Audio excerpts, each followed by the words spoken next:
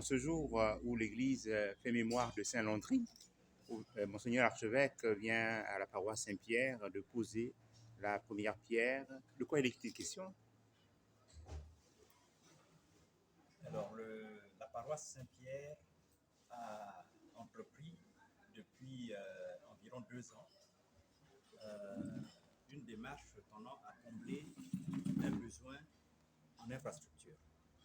Parce que la paroisse Saint-Pierre est une grande église, certes, avec une école, avec certaines infrastructures, bien entendu, sauf qu'il y avait un gros déficit en termes d'infrastructures à proprement parler qui concerne la pastorale, notamment les salles paroissiales, et nous avons également un déficit en termes de capacité d'accueil en ce qui concerne les prêtres.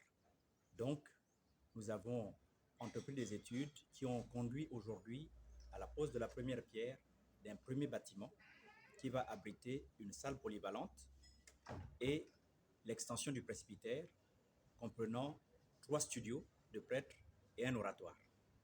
Voilà donc, à l'occasion de cette pose de la première pierre, nous avons invité Monseigneur l'archevêque, l'ordinaire des lieux, qui a bien voulu présider personnellement cette cérémonie de pose de la première pierre.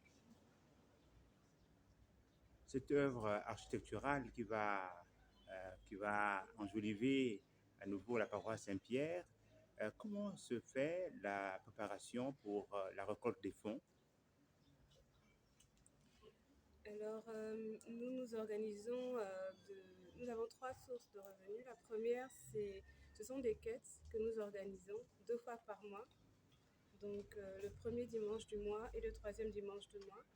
Ensuite, nous sollicitons des paroissiens qu'on appelait les bâtisseurs.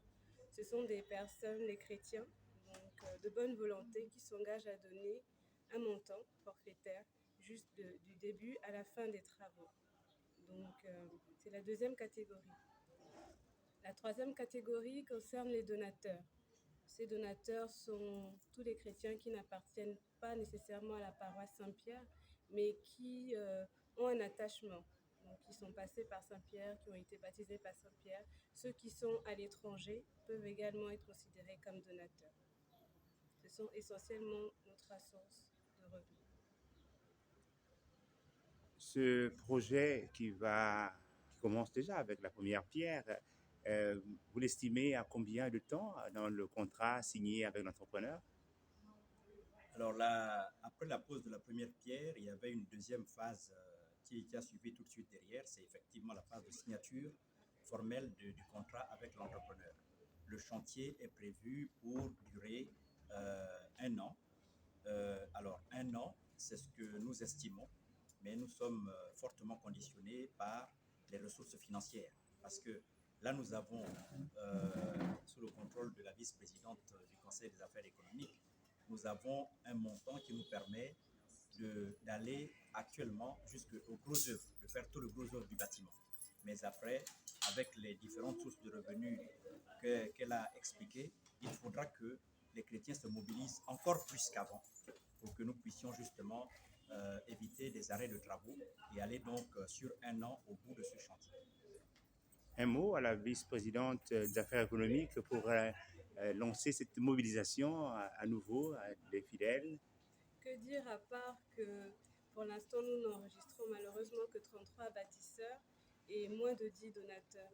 Donc, j'invite toute la communauté de Saint-Pierre, toutes les personnes qui ont un attachement à cette paroisse, à contribuer à cette œuvre. Car effectivement, la paroisse Saint-Pierre a besoin d'être agrandie. Nous accueillons de plus en plus de prêtres et nous espérons que ce message va toucher beaucoup.